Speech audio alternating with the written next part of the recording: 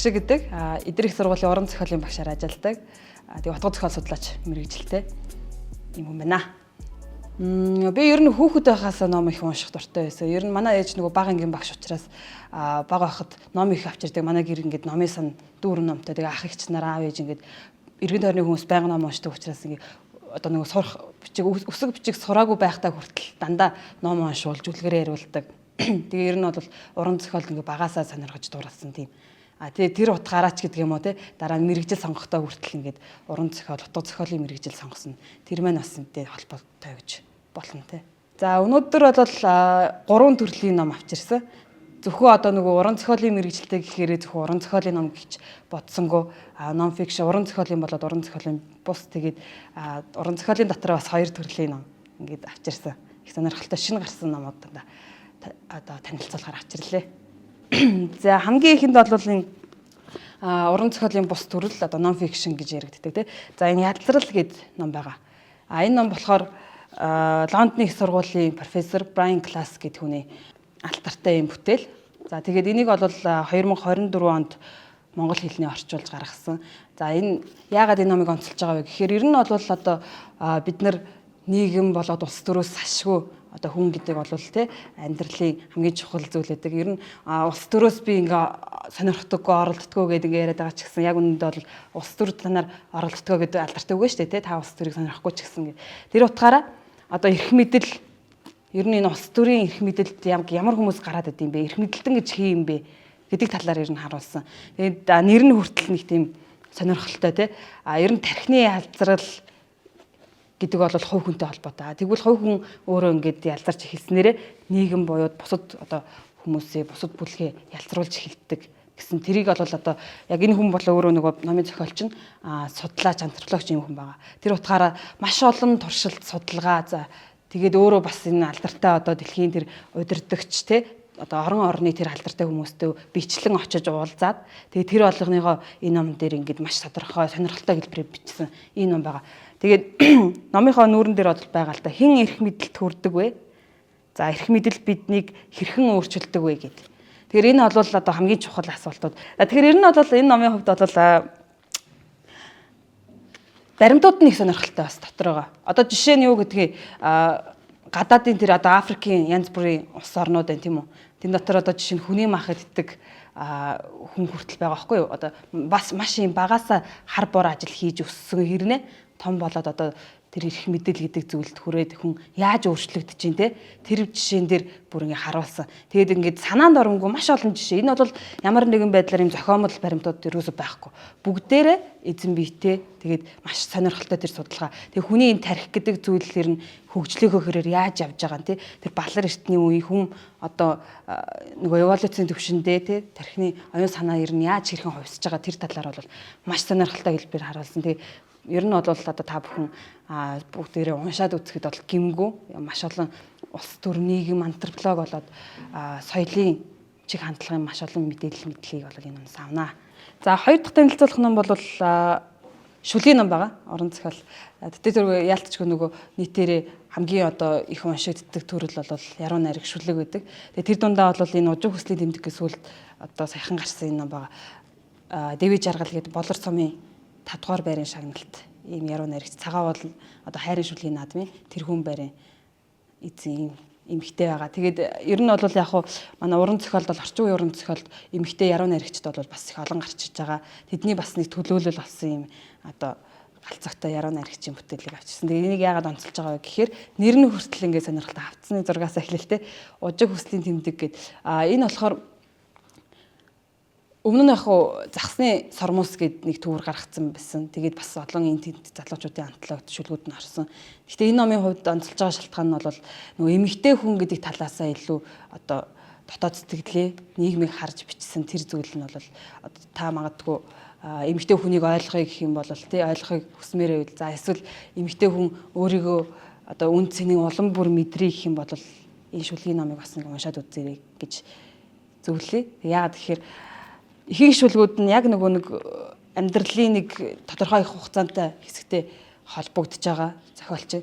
Тэгэнгүүтээ одоо тэр хар бараан болоод тий баяр баясгалтай тэр бүхнийгээ шүлгээр илэрхийлж байгаа учраас тэр одоо тэмдэглэл маягийн тийм яруу найргийн ном гэж би ойлгоо онцлох дуртай.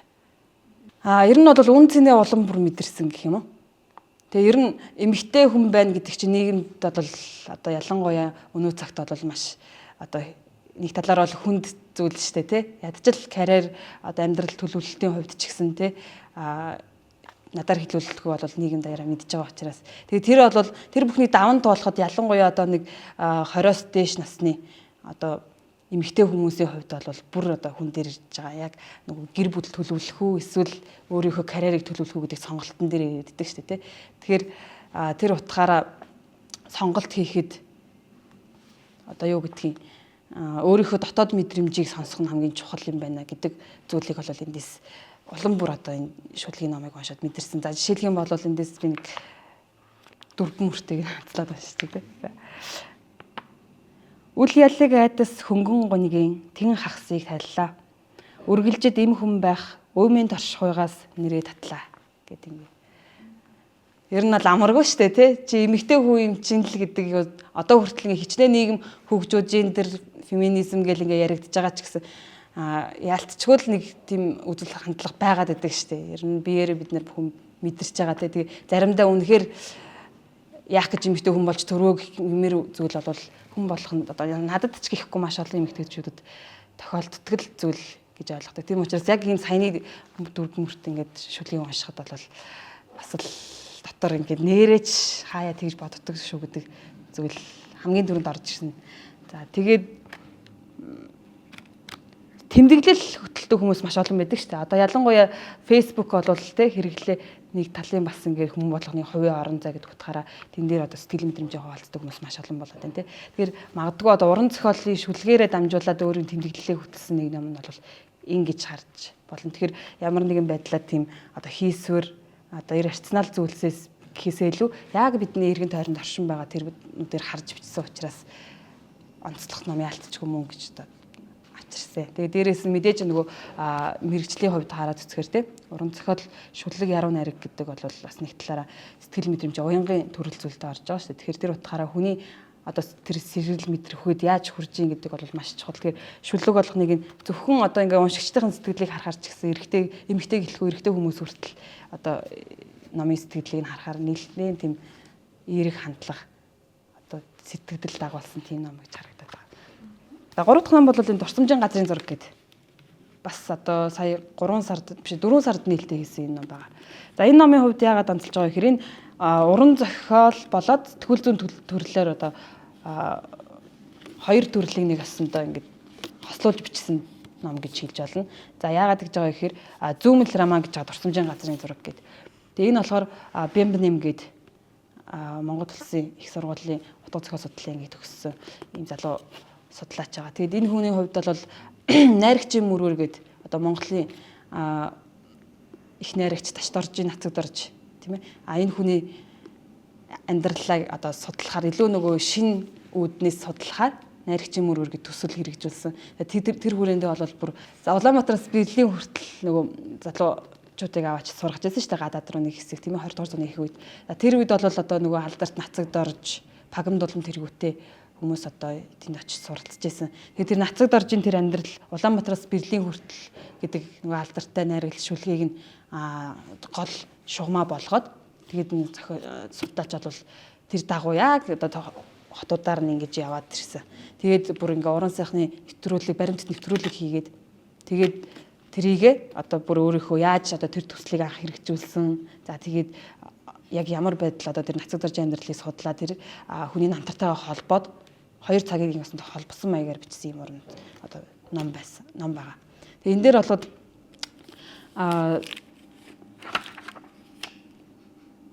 5 бүлэгтэй. Тэгээ бүлэг болгоно ингээд өөр гэсэн агуулгатай. Одоо жишээ нь 1-р бүлэг дээр бол цаг хугацааны үнэр дуугүй өрнөлөөс гадуур гэдэг. Ер нь энэ төслийг хэрэгжүүлэх болсон тэр өөртөөгөө холбоотой зүйлүүд нь бичигдсэн бол дараагийн үн дээр бол яг нөгөө нацагд оржийн амьдралтай холбоотой. Тэгээ нөгөө хилмэдүүлэлттэй тийм алдарт зохиолчдыг яаж хилмэдүүлж ийсэн тийм ээ. Тэгээ яаж одоо тэр нь бүр ингээд зохиол бүтээлгүүдэд амьдрал ахуйд нь яаж нөлөөлсөн гэдэг зүйлийг бол арай шинэ өөр өнцгөөс харуулж өгсөн. одоо бид нар бол мэдэн штэ те зохиолчдыг хилмигдүүлж явахдаа бол нөгөө хүүтэн шалан дээр хөвтүүлээл тэг өндөр салан дэлтэй суулгаад ямар айхтар тэр золон бэрхшээлийг туулаа. Тэгсэн мөртлөө тэр хүмүүс тэр хүүтэн өрөөнд сууж хат хөвтөж явахдаа хүртэл тэр уран бүтээлээ тойровж илээсэн тэр их галтаа цогтой тэр одоо сэтгэл нь те унтраагүй гэдэг зүйлийг бол энийг илүү тийм сонирхолтой өөр хэлбэрээр харуулсан. Дээрээс нь яг нөгөө уран зохиол нэг талаараа нөгөө талаараа сэтгүүл зүй буюу тэр баримтат зүйлүүдэнд давхар явж байгаа учраас худал зүйл бас нэр байхгүй. Тэр зарим хүмүүс бол нөгөө урлаг уран зохиолоос ч гэдэг юм уу одоо уран сайхны киноноос нэг түүх гэхээр л үнэн зүйлийг хайгаад идэг штэ тий.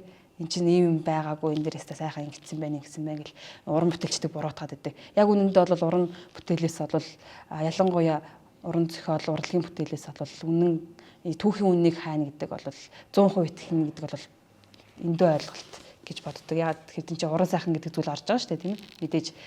Тэгэхээр энэ дээр бол нөгөө баримт гэдэг утгаараа энэс бол нэг хэр нь бол тийж гачсан зүйл байхгүй нэгдүгээр.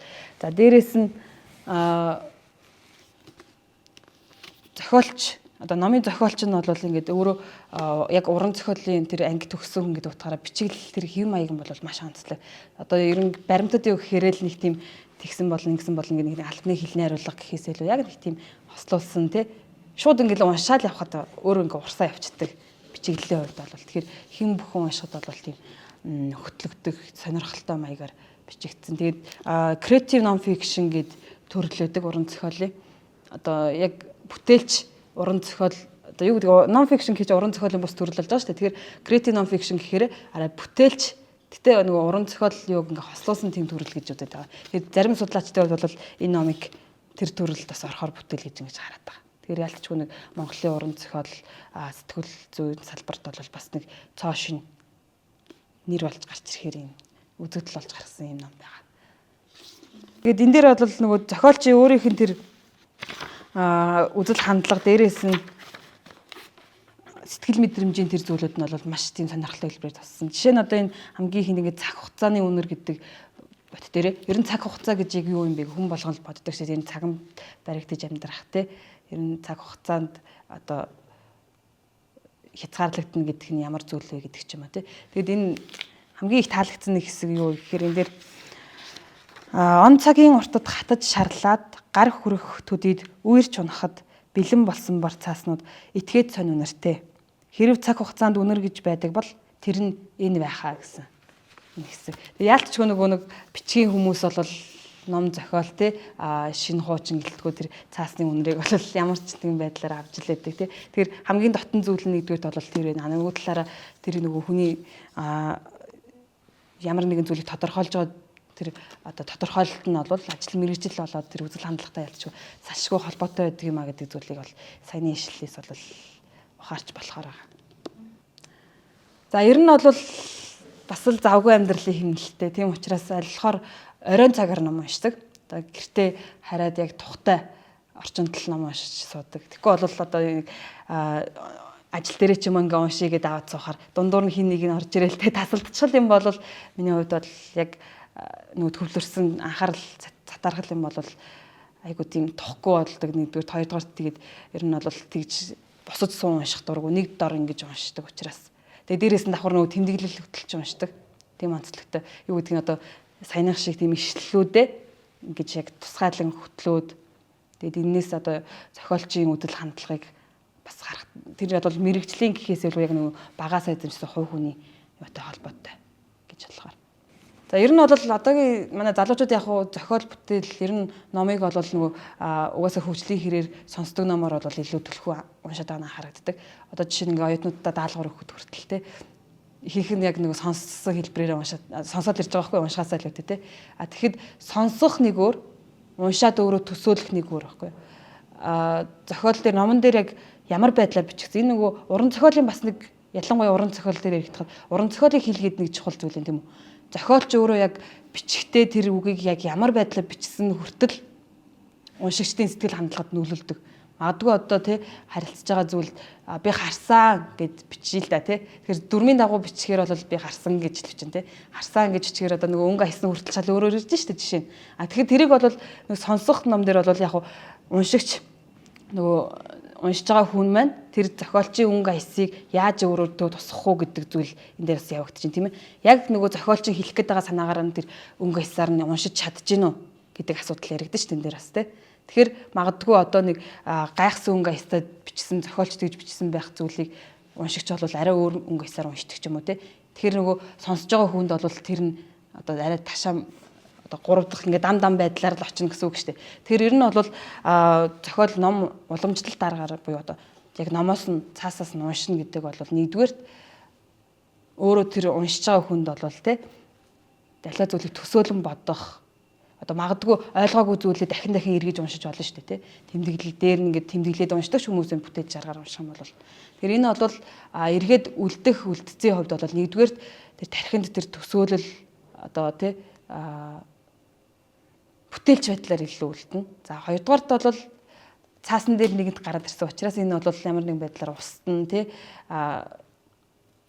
дээрээс нь мэдрэмж нь хүртэл илүү амьд байдлаар очиж байгаа учраас аль болохоор уламжлалт аргыг бас одоо ингээ хүмүүс гэхдээ ер нь бас нэг сайн тандал нь бол энэ уламжлалт аргаар уншдаг залуучууд бол бас нэмэгдэж байгааг бас дуулгая. Мэдээж нөгөө нэг багшаа ингээд харьцуулаад хэлээд ирэнгүүт би одоо нөгөө практик дээр л яриад шүү дээ тий ер нь заавал сонсох номоор биш цаасаараа уншиж ирээгээд даалгаварт өгч юм бол уншаад ирнэ тийм үү. Тэгэхээр нэрэ багшаа өөр өгдөг юм биш тийм чинь тий одоо уран зохиолын хувьд жишээ яриад байна шүү дээ. Тэгэхээр хүлээж авах мэдрэмж нь хүртэл тэнд өөрөөр очиж байна гэдэг зүйл яриад байна. Тэгэхээр танай телевизийн хувьд бол энэ уламжлалт аргаар унших тэр дундаас ингээд олон ном зохиолуудаас бас онцлоод ингээд яриулж байгаа тэр хувьд бол нийтээрээ бас энэ номыг нэгдүгээрт одоо сайн номуудыг ингээ аль болохоор хүмүүст нэг яаж хүргэх вэ гэдэг зүйл дээр бас нэг л гоё юм үзэхээр хүмүүс чинь ингээд хүргэхийг л үзээд байдаг шүү дээ. Энийг л нэг хүн болгонд хэлчихсэн ингээ магадгүй одоо энэ би яг л онцолж ирсэн яг сүүлийн үед уншсан 3 номноос яг л энийг хүмүүст хүргэх хийсэн гэдэг танаа одоо нэвтрүүлгээр дамжуулаад хүргэж чинь. Тэгэхээр энэ том зүйлийн гүүр нь олж өгч байгаад бас их баяртай байна тий. Уншигчийн болоод одоо мэрэгчлэлтний хувьд бол энд бас талархаж байгаагаа илэрхийлье. Ер нь бол харах өнцөг хайрцагнаасаа гарч сэтгэх гэдэг зүйл бол одоо орчин үед нэлээд яригдаад байгаа асуудал тийм ээ. Тэр утгаараа ном хэр их уншин тэр хэмжээгээрээ одоо бүтээлч сэтгэлгээ хайрцагнаасаа гарах тэр зүйл бол яригдана. За дээрэс нь юу гэдэг одоо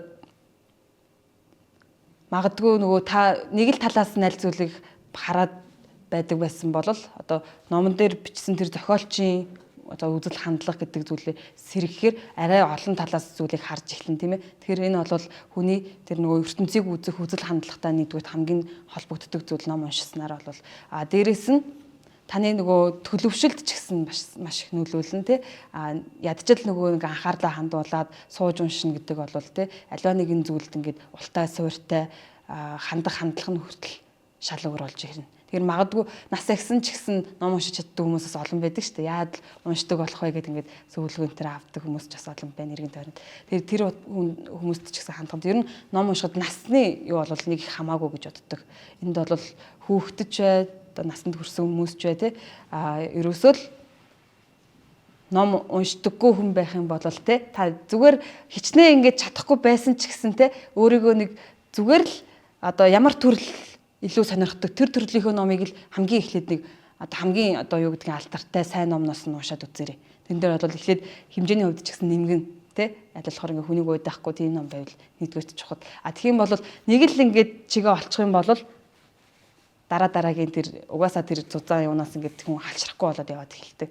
Дээрээс нь бас нөгөө талаараа зөвхөн би ийм төрлийн ном уншдаг шүү. Би ерөөсөө л одоо юу гэдгийг детектив төрлийн зохиол бүтээл дуртай гэл тэр төрлийн ном уншаад байх биш. Өөрийнхөө сонирхдаггүй төрлийн номыг ч гэсэн уншаад үзээрэй тий. Тэгжээч нөгөө нэг давхар одоо хүн мэдхгүй зүйлээ мэдэж авна тий. Номон дээр бол дандаа тийм баримттай одоо ишлэл зүйлттэй тий.